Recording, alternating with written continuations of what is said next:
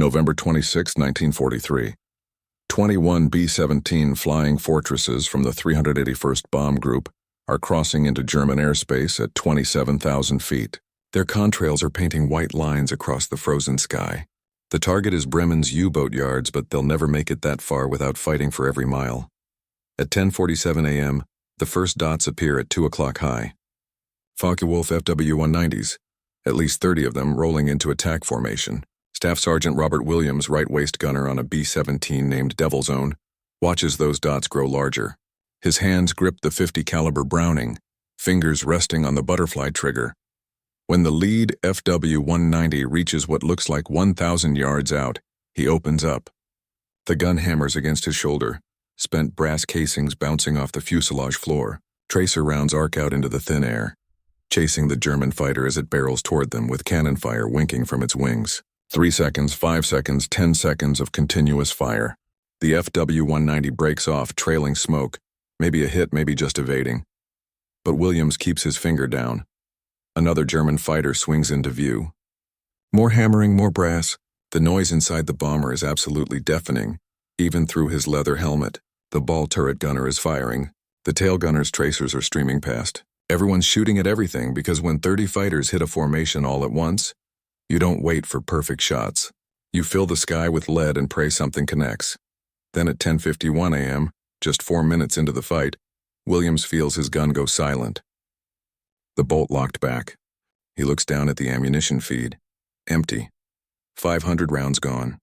He's got another belt, but it takes precious seconds to reload while fighters are still swarming. His hands shake as he pulls the empty belt clear and threads the new one. Around him, he hears other guns falling silent in sequence. The tail gunner, one of the chin turret guns. They're all running dry. The bomber formation survives this first wave, but they're still 90 minutes from Bremen and 2 hours from being back over the English Channel. Williams does the math in his head, math that every B-17 gunner knew by heart: 500 rounds per gun, 10 guns on a B-17. Each gun fires 750 to 850 rounds per minute. If you hold the trigger down, you burn through your entire belt in about 35 to 40 seconds. But nobody fires that long continuously. You fire in bursts: 3 seconds, 5 seconds, maybe 10 if you're tracking a fighter through a long attack run. Still, even with discipline, even with careful aim, 4 minutes of intense combat chewed through his entire primary ammunition supply. This wasn't just Williams's problem. It wasn't just Devil's Own. Across the 381st Bomb Group that day, gunners were experiencing the same crisis. By the time the formation reached Bremen, some aircraft had cycled through both their primary and reserve ammunition. 3 B-17s went down on the return leg, falling to German fighters that pressed attacks against bombers whose gunners could only watch, their weapons empty. Back at Ridgewell Airfield that evening, the group's gunnery officer, Captain James Hartford, compiled the after-action reports. The numbers were stark. Average ammunition expenditure exceeded 4,200 rounds per aircraft during the mission. Several gunners reported complete depletion. The 8th Air Force had a serious problem, and everyone knew it. The problem wasn't that gunners were trigger-happy or poorly trained. The problem was physics meeting geometry at 25,000 feet. A Browning M2 50 caliber machine gun, the primary defensive weapon on every B-17, cycled at roughly 800 rounds per minute when properly maintained. That's 13.3 rounds per second. Your standard ammunition belt held 500 rounds. Do the simple division. 500 divided by 13.3 equals 37.6 seconds. If you held that trigger down without stopping, you had 38 seconds of firepower before you were holding an expensive metal tube. But here's where the math gets worse. Luftwaffe doctrine in late 1943 called for coordinated attacks from multiple directions simultaneously. A typical engagement saw German fighters hitting a bomber formation in waves, each wave lasting anywhere from 2 to 4 minutes. Intelligence officers at 8th Air Force Headquarters analyzed combat footage and pilot debriefs. They determined that during peak combat, those moments when 5 or 6 FW-190s or BF-109s were boring in from different angles, gunners fired an average of 60 to 80 rounds every 10 seconds across multiple engagements, not continuously but in rapid bursts. 3 seconds on one target, pause to track. 4 seconds on another target, pause. 5 seconds on a third. Let's walk through what this meant for a mission. The typical deep penetration raid into Germany lasted between 5 and 7 hours total. The bomber stream crossed into German-controlled airspace roughly 2 hours after takeoff. From that point until they crossed back out after the bomb run, they were under threat, call it 3 hours in hostile territory. During that window, Luftwaffe fighters typically hit the formation in 3 or 4 major waves, each separated by 20 to 40 minutes. First wave as they crossed the border, second wave approaching the target, third wave after bombs away, fourth wave on the way back out. Each wave lasted anywhere from 3 to 8 minutes of active combat. So you're looking at potentially 30 minutes of fighting spread across a 3-hour window. Now 30 minutes doesn't sound that bad when you've got 500 rounds, right? Except gunners couldn't predict when those waves would hit or how intense they'd be. The November 26th Bremen mission saw its first wave at 4 minutes of sustained combat. If the second wave matched that intensity, you'd already be into your reserve ammunition before reaching the target. If a third wave hit on the return, you were praying. 8th Air Force operational analysts ran the numbers in December 1943. Their report, classified at the time but declassified in 1973, laid it out coldly. Based on average firing rates from September through November missions, the typical B-17 gunner would expend his primary 500-round belt within the first 40 minutes of combat. Reserve belts added another 20 to 30 minutes of capability. But missions saw combat windows stretching up to 90 minutes when you counted all the waves. There was a gap, a dangerous, potentially lethal gap, where bombers would be flying through German airspace with empty guns. Crew survival rates reflected this. Bombers shot down during the first wave of combat represented 23% of total losses. But bombers lost during third or fourth waves? Those accounted for 41% of losses according to November 1943 statistics. The implication was clear. German pilots were learning to be patient, drain the bomber's ammunition early, back off, then come in for the kill when the guns fell silent. Some Luftwaffe pilots even reported this explicitly during post-war interviews. Oberst Johannes Steinhoff later recalled, "We knew the Americans couldn't shoot forever. Sometimes we'd make feint attacks just to make them waste bullets." The crews knew it too. They could feel it in the weight of those ammunition belts, in the cooling barrel of a gun that had just gone silent while enemy fighters still circled like wolves.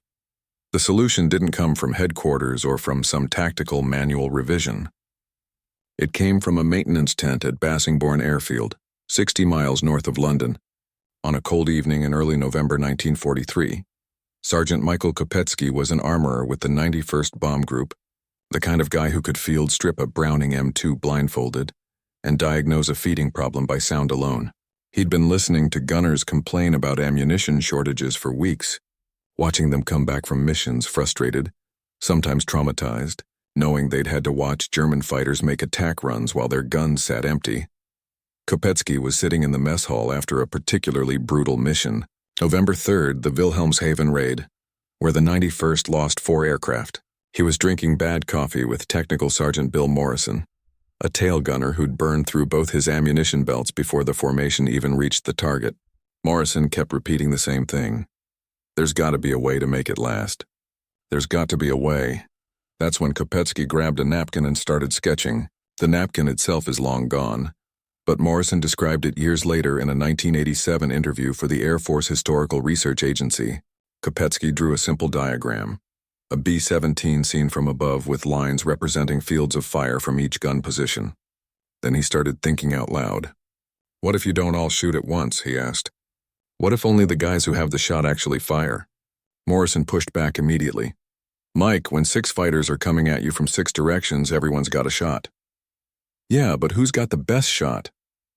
Copetsky tapped his pencil on the napkin. "The fighter coming from 12 o'clock high. That's the top turret's angle.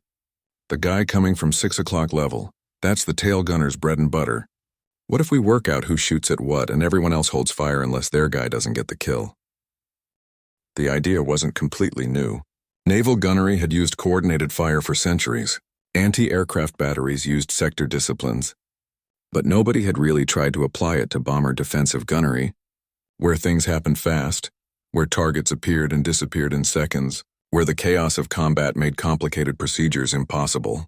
Copetsky's insight was that it didn't need to be complicated.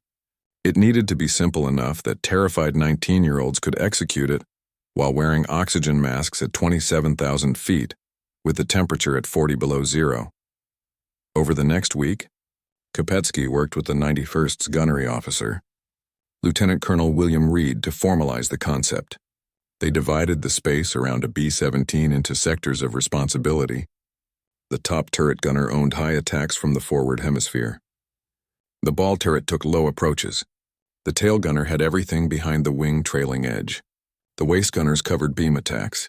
The critical addition, and this was Copetsky's real innovation, was the rotation principle. If a fighter was in multiple gunner sectors, only the gunner with the best angle fired first. Others watched. If the first gunner didn't drive off or hit the fighter within 3 to 5 seconds, the next gunner in rotation would open up, then the third, like taking turns, but fast enough to maintain continuous fire on the threat.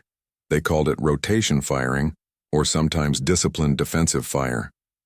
Reed liked it enough to test it. On November 13th, during a training flight over the English countryside, he had crews practice the procedure against a towed target. The results were startling. Instead of all 10 guns blazing away at once, usually only 2 or 3 were firing at any given moment. Ammunition consumption dropped by more than half. But here's what really mattered. Rounds on target actually increased. Gunners who weren't shooting were tracking, watching, ready to take over if the primary gunner missed. The protocol that emerged from those training flights became known as the Bassingbourn method, though most crews just called it rotation. By mid-November 1943, Reed had it formalized into a 1-page instruction sheet that went into every crew briefing packet. The rules were straightforward enough to memorize, which was essential because nobody was reading documents during combat. Rule 1. Sectors of responsibility. The B-17's defensive sphere got divided like slicing a pie. The top turret gunner owned everything from 12 o'clock high to 3 o'clock high and 9 o'clock high. Basically, the entire upper forward quadrant. The ball turret took 12 o'clock low through 3 o'clock low and 9 o'clock low. The tail gunner had 6 o'clock in all directions, high and low. The 2 waist gunners split beam attacks, with the right waist taking 3 o'clock level and the left waist taking 9 o'clock level. The chin turret, when B-17Gs started arriving with them in late 1943, owned 12 o'clock level dead-ahead attacks. Rule 2. Range discipline. This was critical. Gunners were trained to hold fire until attacking fighters reached approximately 1,000 to 1,200 yards. At that range, the .50 caliber was still effective, but more importantly, you could actually judge whether you had a realistic shot. Too many gunners had been opening up at 2,000 yards or more, distances where they were just burning ammunition into empty sky. The new protocol required visual confirmation that the target was within effective range. Experienced gunners learned to gauge this by the apparent size of the attacking aircraft. When an FW-190's wingspan looked about the width of your thumb at arm's length through the gun sight, you were at 1,000 yards. Rule 3. Burst discipline. This was Copetsky's signature contribution. 3 seconds on target, then release the trigger. Count in your head. 1001, 1002, 1003. Then pause. Assess. Is the fighter breaking off? Did you hit it? Is it still coming? 3 seconds at 800 rounds per minute equals 40 rounds. 40 rounds of .50 caliber ammunition, properly aimed, was enough to damage or destroy a fighter aircraft. If it wasn't, you'd given the next gunner in rotation his turn. Rule 4. Rotation sequence. If the primary gunner's 3-second burst didn't stop the attack, the secondary gunner, whoever had the next best angle, would take over for his 3-second burst, then tertiary if needed. The beauty of this system was that, from the German pilot's perspective, he was still facing continuous fire. He couldn't tell that 3 different gunners were shooting at him in sequence. All he knew was tracers kept coming. Communication at 25,000 feet was brutal. The intercom worked, but in the chaos of combat, with engines roaring and guns hammering, verbal coordination was unreliable. So the crews developed hand signals. A raised fist meant, "I've got this target." A flat hand wave meant, "He's yours. Take him," pointing directed attention to a fighter others might not have spotted. The tail gunner, isolated in his position, had the hardest job. He couldn't see hand signals from the waist gunners, so the protocol gave him automatic authority over anything in his sector. If he called out a target on intercom, everyone else knew to hold fire unless he specifically called for help. The system required trust. A waist gunner had to trust that when he held fire, watching an FW-190 scream toward him at 400 miles per hour, the top turret gunner actually had the shot and would take it. That kind of trust doesn't come from reading a one-page instruction sheet. It comes from training together, flying together, knowing the guy in the next position won't let you down. The German pilots noticed something strange in December 1943. Oberleutnant Heinz Knoke, flying with Jagdgeschwader 11 out of Oldenburg, wrote in his combat diary on December 13th, "Today's attack on the fortresses was different. The defensive fire never stopped. We expected ammunition exhaustion after the first pass, but the second and third passes were met with equal intensity. Either the Americans have doubled their ammunition loads or they have found a new method." Knoke was an ace with 33 confirmed kills at that point, and he wasn't imagining things. What he and other Luftwaffe pilots were experiencing was the illusion created by rotation firing. When all 10 guns on a B-17 opened up simultaneously, the old method, it created an impressive wall of lead, but it was brief. German pilots had learned to recognize the pattern. First pass, heavy fire. Break off, circle around. Second pass, noticeably lighter fire. Third pass, scattered shots or silence. It became a tactical calculation. Survive the first attack, wait out their ammunition, then close in for the kill. But rotation firing broke that pattern. Because only 2 or 3 guns fired at once, the ammunition lasted dramatically longer. More importantly, the fire was continuous. A German fighter making an attack run would face tracers for the entire approach, not because every gun was firing, but because as one gunner completed his 3-second burst, another was already taking over.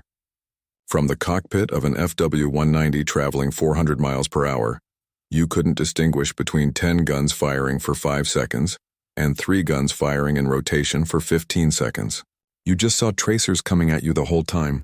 Major Günther Röhl, who would end the war with 275 kills, described the phenomenon in a 1978 interview. By early 1944, we noticed the Americans had changed something. Their defensive fire became more persistent. Before we could time our attacks, now the fire discipline was different, more controlled, but somehow more dangerous. You couldn't wait them out anymore. The psychological impact on German pilots was significant. Fighter tactics relied heavily on aggression and timing. Pilots were trained to press home attacks, to bore in close despite defensive fire, because they knew that fire would eventually slacken. But when the fire never slackened, when you made your 3rd or 4th pass and still faced steady streams of tracers, it changed your calculations. Do you keep pressing, or do you break off and look for an easier target? That moment of hesitation, that decision to break off and seek another target, was exactly what rotation firing was designed to create. Some German pilots figured it out eventually. Hauptmann Heinz Baer wrote in March 1944, "The fortresses are not carrying more ammunition. They are simply using what they have more cleverly. They fire in shifts, but knowing this changes nothing. When tracers are coming at you, you cannot afford to gamble on whether the next burst will come or not." October 14, 1943, Black Thursday, the 2nd Schweinfurt raid. The 8th Air Force sent 2 91 B-17s deep into Germany to hit ball-bearing factories. 60 bombers didn't come home. Another 138 returned with battle damage. Of the 2,900 men who flew that mission, 650 were dead, wounded, or captured by day's end.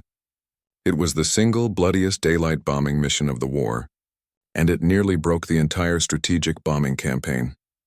In the aftermath, as intelligence officers analyzed what went wrong, they noticed something in the loss data. The 91st Bomb Group flying out of Bassingbourn lost only 1 aircraft out of 18 deployed. The 379th Bomb Group lost 7 out of 20. The 384th lost 5 out of 16. What made the 91st different? Interviews with surviving crews revealed that some 91st gunners had been informally practicing better fire discipline. Not the full rotation system that Copetsky would later formalize, but a proto-version. Gunners who resisted the urge to shoot at everything, who coordinated with the guy next to them, who made their ammunition last. The lesson was there in the data, but it took the formal Bassingbourn method in November to crystallize it into doctrine. By December 1943, the 91st Bomb Group was flying missions with full rotation protocols in place. Other groups were still using traditional free-fire defensive gunnery. This created a natural experiment, a way to measure whether rotation actually worked under combat conditions. December 20th, 1943, Bremen again. The 91st Bomb Group flew as part of a larger 456 bomber strike. Luftwaffe resistance was fierce. Over 200 German fighters engaged the formation. The 91st lost 2 aircraft out of 21 deployed. The 379th Bomb Group, flying the same route at the same altitude without rotation training, lost 5 out of 22. A similar pattern held across the strike force.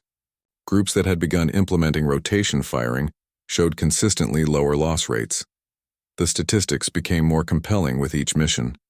By early January 1944, 8th Air Force Headquarters had data from 12 major raids comparing rotation-trained groups against non-trained groups. The numbers were stark. Rotation-trained groups averaged 8.3% aircraft losses per mission. Non-trained groups averaged 11.7%. That 3.4% difference translated to lives. Roughly 30 additional men surviving per 100 bomber mission. Over the course of a month across multiple raids, the difference meant hundreds of airmen coming home who otherwise wouldn't have. But the benefits went beyond just loss rates. After-action debriefs revealed that rotation-trained crews were shooting down more German fighters per mission. Not because they were firing more rounds, they were actually firing fewer, but because the rounds they did fire were better aimed. A gunner who fires one carefully aimed 3-second burst at a fighter in optimal range is more likely to hit than a gunner who burns through 200 rounds of panicked spray and pray fire. The 91st Bomb Group claimed 23 confirmed fighter kills in December 1943, up from 11 in October, despite flying fewer missions. Their ammunition expenditure per mission dropped from an average of 4,800 rounds per aircraft to 2,900 rounds. On January 11, 1944, Major General James Doolittle took command of the 8th Air Force. One of his first command reviews covered defensive gunnery procedures. The data from rotation-trained groups was presented. Doolittle, a pilot who understood both tactics and engineering, saw the logic immediately. On January 28, 1944, the 8th Air Force issued Technical Order 1B-17G1, making rotation firing mandatory for all heavy bomber groups. The order included Copetsky's basic protocol, now refined with input from multiple groups, and mandated that all crews complete rotation training before being certified for combat missions. Making something mandatory and making it work are two different problems. Through February and March 1944, gunnery instructors at 8th Air Force bases across England worked to bring every crew up to speed on rotation firing. But something interesting happened during that training period. The crews themselves started improving the system, adding refinements that the original protocol hadn't considered. The first major innovation came from the 303rd Bomb Group at Molesworth. Their gunnery officer, Captain Raymond Foster, noticed that during certain attack angles, specifically beam attacks where German fighters came in level from 3 or 9 o'clock, having only one waist gunner fire was actually inefficient. The attacking fighter was in both waist gunners' optimal firing zone simultaneously. Having one gunner fire while the other watched felt wasteful. Foster proposed suppression pairs. Instead of strict rotation, both waist gunners would fire together in coordinated 3-second bursts at beam attackers. The combined fire was devastating. Two 50 caliber guns converging on the same target from slightly different angles created a cone of fire that was nearly impossible to fly through. The concept got tested on March 6, 1944, during the Berlin raid, the first time American bombers hit the German capital in daylight. The 303rd reported that their paired waist gunner technique drove off 18 separate beam attacks without a single aircraft in their formation, taking significant damage from those angles. Other groups started adopting suppression pairs immediately. By April, it was integrated into the standard rotation protocol. Single fire for most attacks, paired fire for beam approaches. The second major refinement came from an unexpected source: the P-51 Mustang escorts that started arriving in significant numbers in early 1944. The Mustang had the range to escort bombers all the way to targets deep in Germany and back, but coordination between bomber gunners and escort fighters was initially chaotic. Gunners were shooting at friendly P-51s. Escorts were getting in the way of defensive fire. It was a mess. Lieutenant Colonel John Meyer, commanding the 352nd Fighter Group, worked out a solution with bomber commanders in March 1944. The escorts would clear the airspace at long range, hitting German fighters before they reached the bomber formation. When enemy fighters did break through to close range inside 800 yards, that became the gunner's zone. Escorts would pull off and let the bomber defensive fire do its work. This created a layered defense. P-51s owned 3,000 yards to 800 yards. Bomber gunners owned 800 yards to point blank. The coordination required discipline from both sides, but it worked. By late April, the system was fluid. Bomber crews could focus their fire on immediate threats without worrying about hitting their own escorts. Meanwhile, the escorts could press attacks aggressively without flying into bomber defensive fire. The psychological effect on Luftwaffe pilots was crushing. They had to fight through P-51s to reach the bombers, and if they survived that, they faced coordinated defensive fire that never seemed to run out. The numbers from spring 1944 tell the story. April through June, missions showed ammunition consumption had dropped to an average of 2,600 rounds per aircraft per mission, a 46% reduction from the pre-rotation average of 4,800 rounds. Meanwhile, confirmed fighter kills claimed by bomber gunners increased from an average of 0.8 per mission per group in late 1943 to 1.9 per mission per group by May 1944. The guns were firing less but hitting more, and the bombers were coming home. By D-Day, June 6, 1944, rotation firing wasn't a new technique anymore. It was just how things were done. Replacement gunners arriving in England trained on rotation from day one. It was as fundamental as learning to clear a jam or adjust for windage. Walk onto a modern AC-130 gunship today, and you'll find something interesting in the fire control protocols. The aircraft carries 3 different weapon systems: a 25mm Gatling gun, a 40mm Bofors cannon, and a 105mm howitzer. They don't all fire simultaneously, even when multiple targets are present. Instead, the fire control officer assigns weapons to specific targets based on priority, angle, and ammunition conservation. Sound familiar? That's rotation firing evolved and computerized. But the core principle is identical to what Sergeant Copetsky sketched on a napkin in 1943. The U.S. Navy's Phalanx CIWS, the close-in weapon system that protects ships from incoming missiles, uses a similar concept. The system can track multiple threats simultaneously, but it engages them sequentially rather than spraying fire at everything. Target 1 gets a burst, assess. If the threat continues, fire again. If the threat is eliminated, move to target 2. The computer makes these decisions in milliseconds, but the logic is pure rotation discipline: controlled bursts, assessment between shots, conservation of ammunition while maintaining continuous engagement capability. Even modern infantry squad tactics show Copetsky's fingerprints. The concept of talking guns, where squad members coordinate fire so that some shoot while others reload, maintaining continuous fire without everyone shooting simultaneously, is standard doctrine in every NATO military. It's taught at Fort Benning, at Quantico, at training bases around the world. Most instructors teaching it have no idea it traces back to bomber gunners over Germany. The reason rotation firing has endured is because it solved a problem that transcends any specific weapon or platform: the finite resource problem. You never have unlimited ammunition. You never have unlimited time. You need to make what you have last long enough to survive the fight. The innovation wasn't technological. The B-17's guns in 1944 were the same guns they'd been using in 1942. The innovation was conceptual. It was realizing that discipline creates capability, that coordination multiplies effectiveness, that sometimes shooting less means hitting more.